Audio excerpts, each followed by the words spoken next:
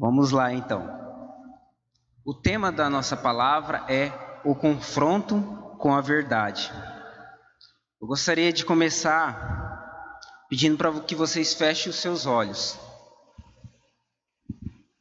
Que nesse momento você esvazie sua mente, se esvazie de você mesmo. Que você comece a respirar tranquilamente. Acalme o seu coração para que o Espírito Santo venha falar com você. Porque hoje Ele está aqui. E nós sabemos que é Ele que convence o homem do pecado, da justiça e do juízo. Pai, neste momento, eu coloco diante de vós a vida dos teus filhos aqui presente. E peço, Senhor Deus, para que o Senhor venha abrir os olhos dele, o coração, a mente, que eles possam, Senhor, ouvir o Senhor falar. Eu repreendo todo o ladrão da palavra, todo empecilho, tudo aquilo que vem atrapalhar, que vem roubar a atenção dos teus filhos, e coloco diante de vós a vida deles, em nome de Jesus. Amém. Amém? Primeiro, nós somos confrontados? Você é confrontado? Que vezes? Eu acredito que eu sou o dia todo. Em todo momento eu sou confrontado. Mas eu sou confrontado com aquilo que eu acredito. E nós vamos ser confrontados dessa forma. Então todos os dias nós vamos ser confrontados. Confrontados por quem? Pelas pessoas, por nós mesmos. A maioria das vezes está aqui, dentro de nós, na nossa mente.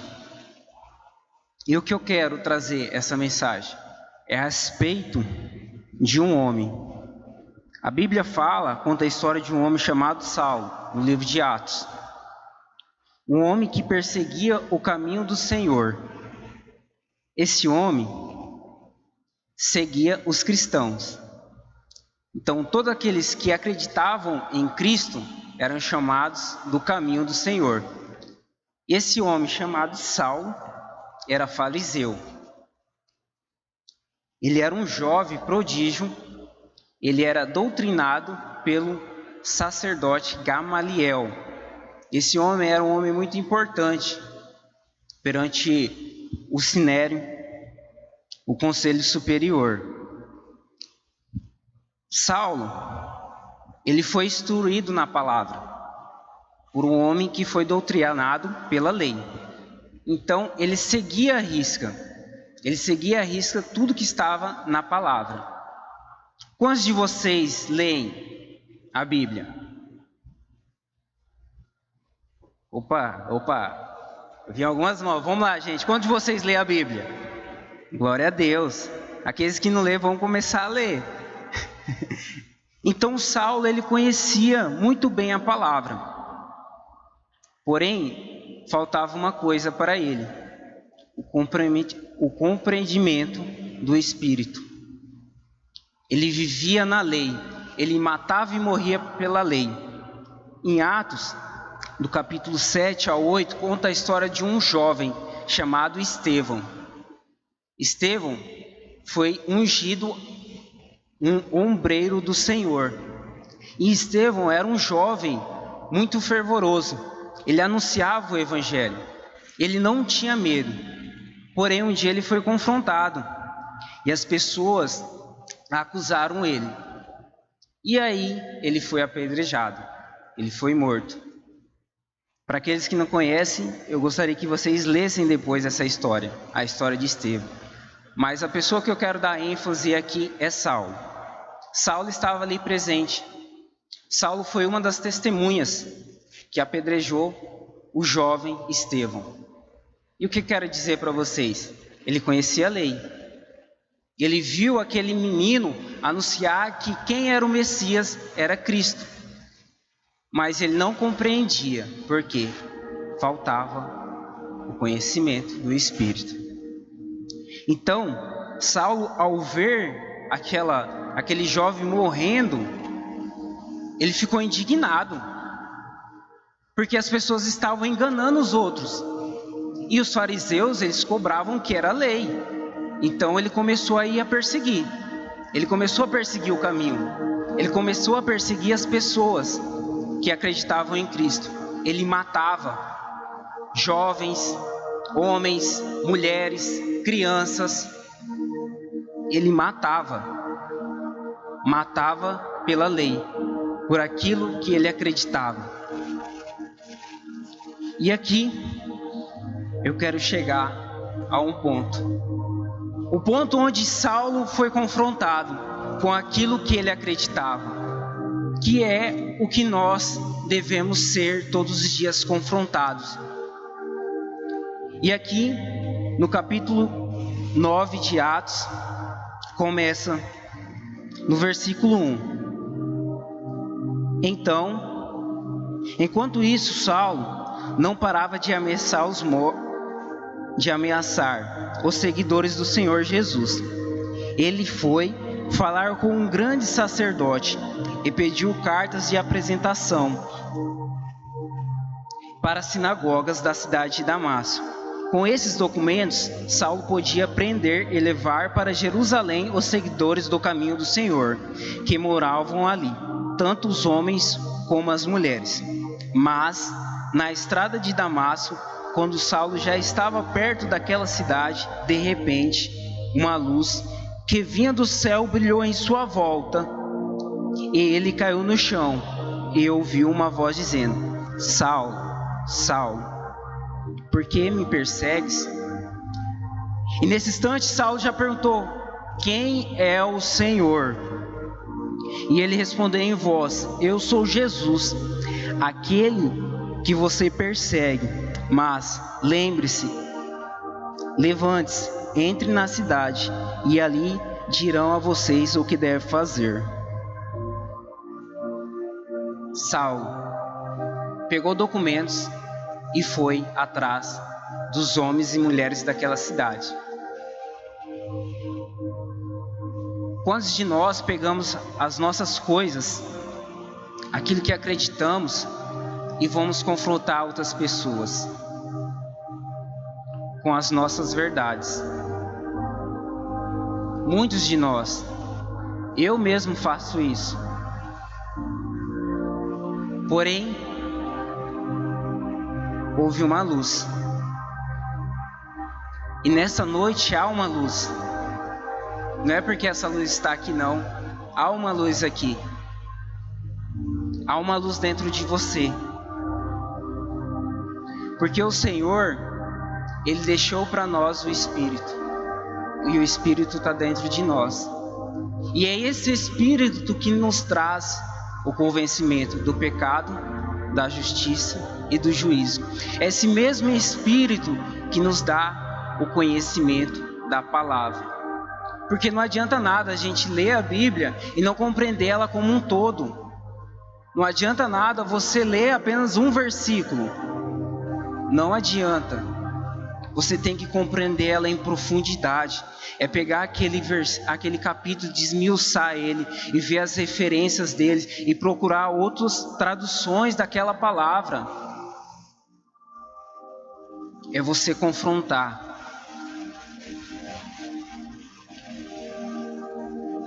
Somos confrontados naquilo que somos fortes. Paulo era forte no ensino. Quantos de nós somos fortes no nosso caráter, no nosso conhecimento, na nossa habilidade, naquilo que nós conhecemos? Vamos perguntar para os meninos que gostam de games. O Otávio é bom no que ele faz, no jogo. E quando as pessoas falam para ele, eu duvido se ele não fica... ah, você não sabe jogar não. Ou o Júlio, quando está ministrando, quando está tocando, quando você faz um acorde errado, você não se cobra? Então em tudo nós somos cobrados. Nós somos confrontados naquilo que nós somos melhores. Jesus era Deus e ele foi confrontado por Satanás. Eu gostaria que vocês abrissem a sua Bíblia em Lucas, no capítulo 4, do versículo 1 ao 13.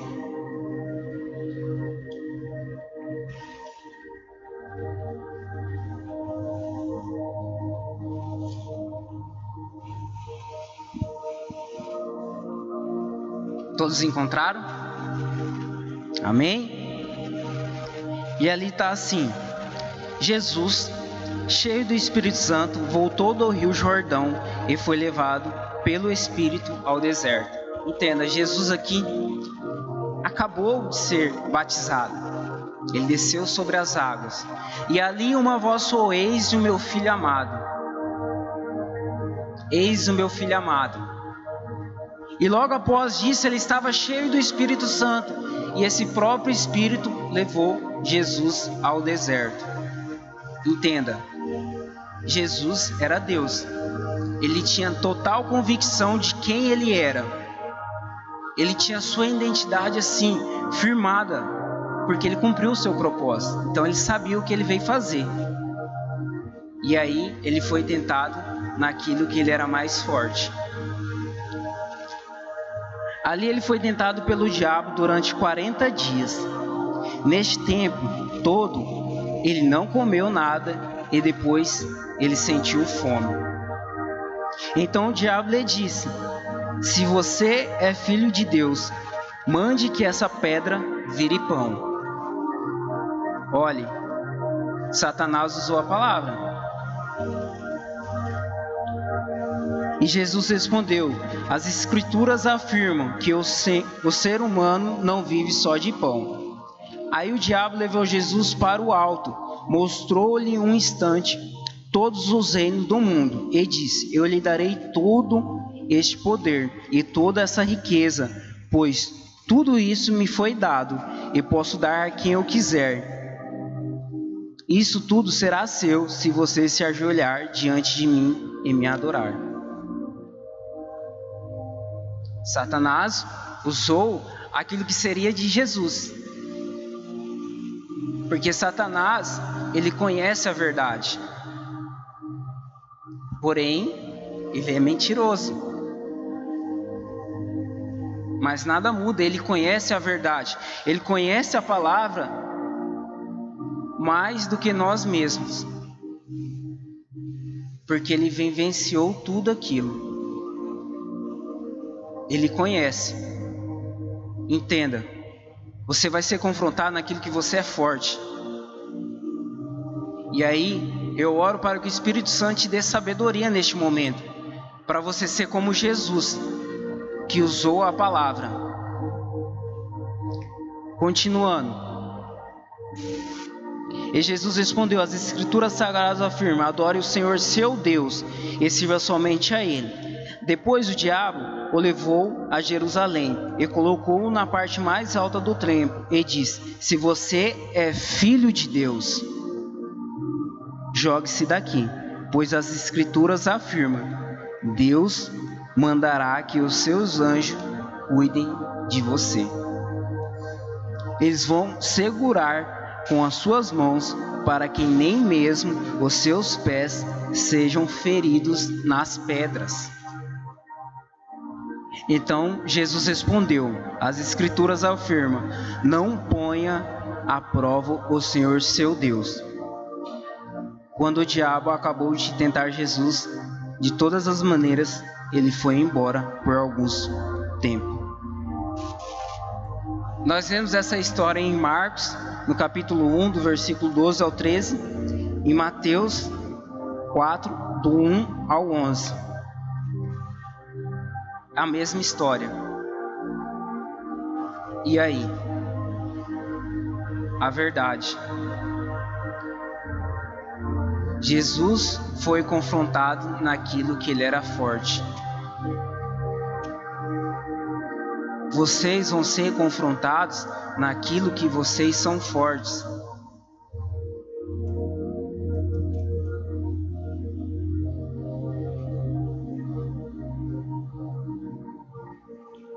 Eu queria mostrar para vocês outros confrontos. Eu vou falar as referências e vou dialogando aqui para vocês. Adão, em Gênesis 3, do versículo 8 ao 11. Ali conta Adão, o homem. Deus perguntou a ele: onde você está? Eu pergunto para vocês: aonde vocês estão?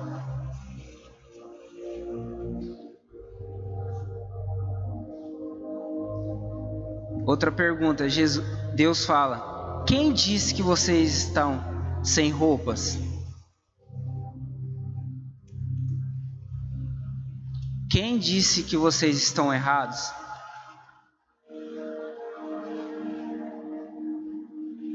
Às vezes nós fazemos coisas que nos traz confusão. Pensamos que estamos lutando com as nossas próprias forças. E aí começam os confrontos.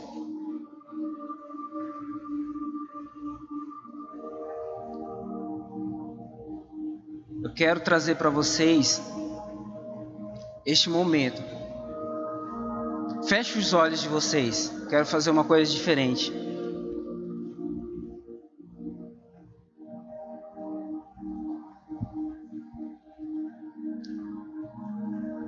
Agora, comece a pensar. O que tem te feito ficar nu perante Deus?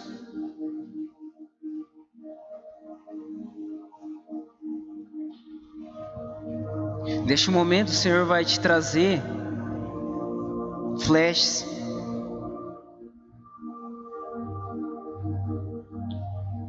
Ele está te mostrando para quê? Para que você seja como Davi.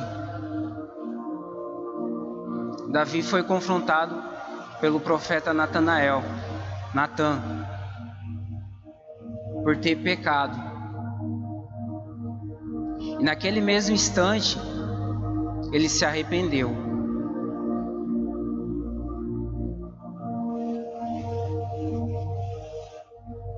Então se arrependa daquilo que tem te deixado nu perante o Senhor. Agora abre os seus olhos e voltem aqui. Todos foram confrontados pela verdade. Adão, Caim, Davi, Moisés e Abraão. Todos foram confrontados pela verdade. A diferença é que em todo momento o Senhor, ele já sabia, mas ele queria ouvir. E o Senhor quer ouvir de vocês. O Senhor quer ouvir de vocês quais são os confrontos que vocês têm tido. Para mim chegar até aqui, eu fui confrontado. Eu fui confrontado por aquilo que eu acreditava. E vocês, para chegarem até aqui, eu garanto que vocês foram confrontados.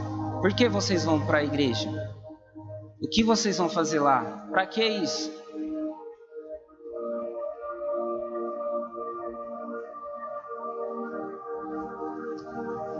Para que e por que vocês estão aqui?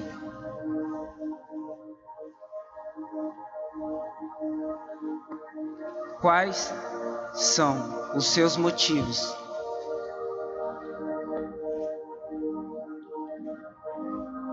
Em Salmos 139, gostaria que vocês abrissem também.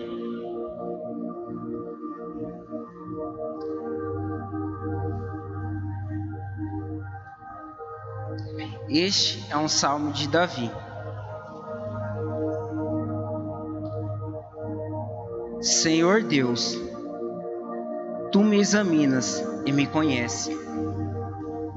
Sabe tudo o que faço. e de longe conheces todos os meus pensamentos. Tu me vês quando estou trabalhando e quando estou descansando. Tu sabes tudo o que faço. Antes mesmo que eu fale, tu já sabes o que vou dizer.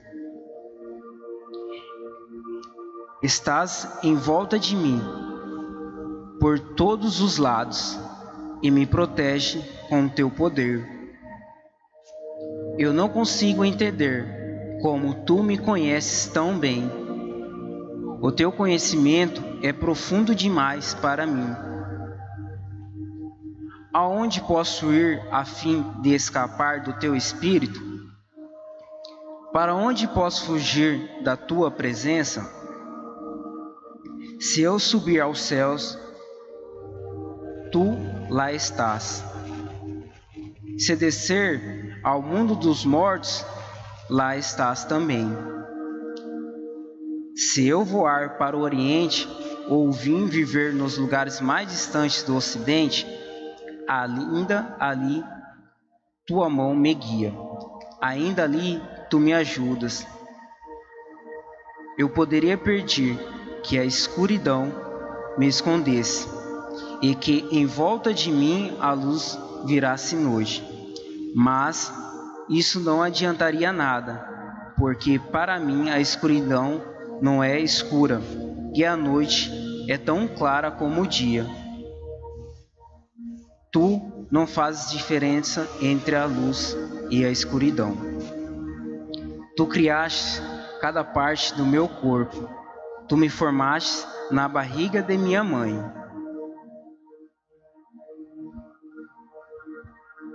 O Senhor te conhece. Ele conhece cada detalhe da sua vida. E aqui Davi fala que se ele fosse para o Ocidente ou para o Oriente, nada poderia escondê-lo. Há uma canção que fala sobre esse salmo. Eu não vou me atrever a cantar aqui porque a minha voz não me permite isso. Mas é do Salmo Band. E ali fala do mais profundo mar, dos mais altos céus. O Senhor ali está. O Senhor, Ele está aqui. E naquele momento que vocês fecharam os seus olhos, vieram alguns pensamentos. Pode ser que venham algumas tolices também. Abra um filtro e veja se aquilo é verdade. Porque a palavra diz em João 14:6 que eu sou o caminho, a verdade e a vida. Quem estava dizendo ali? Vamos lá, quem estava dizendo ali que Ele é o caminho, a verdade e a vida? Vamos lá, mais alto. Quem? Ah, gente. Vamos lá.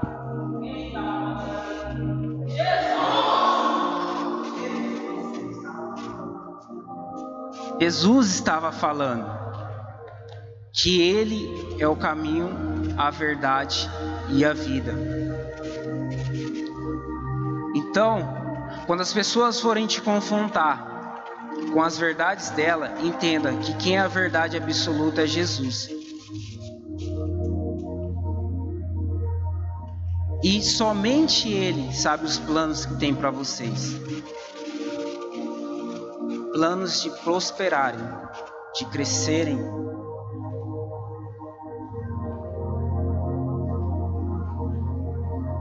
E eu gostaria de que vocês abrissem também juntamente comigo em 2 Coríntios 12:7.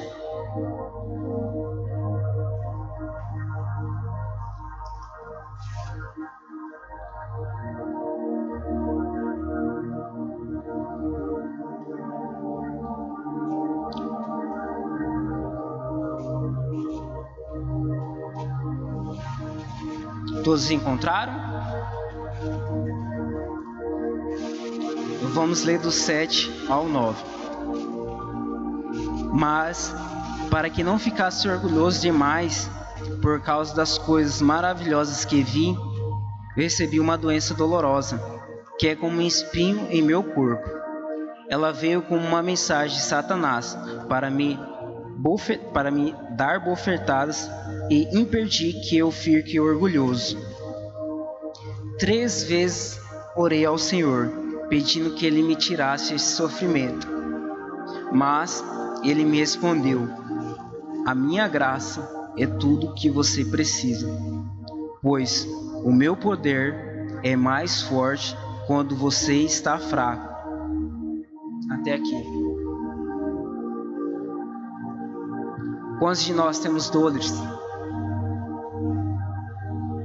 Nós vemos aqui Paulo, após ter uma visão, aqui ele já é conhecido como Paulo,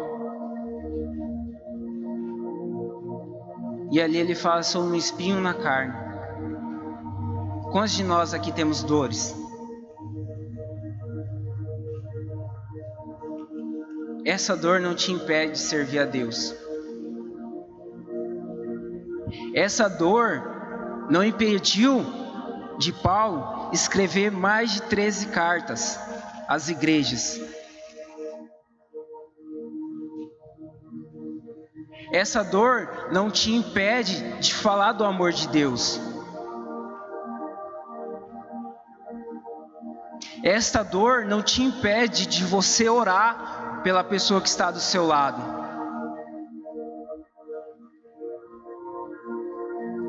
Esta dor não te impede de servir ao reino de Deus. Porque é quando estamos fracos que o Senhor nos fortalece. É quando nós estamos chorando, prostrados, é o que o Senhor nos dá força para continuar, para perseverar. É quando você está lá no seu quarto, está com dor e começa a interceder por outra pessoa, porque o Senhor colocou no seu coração. É neste momento que o poder de Deus começa a agir em você. Então, eu quero viver fraco. E eu convido a vocês a viverem fracos. Fracos em que sentido? Para que o Senhor transborde o poder dele em vocês. Transborde ousadia em falar, em anunciar, em perder a vergonha. Às vezes a sua dor é a vergonha. A minha esposa está ali para não deixar mentir. A minha maior vergonha era subir e falar no meio das pessoas. Eu não conseguia.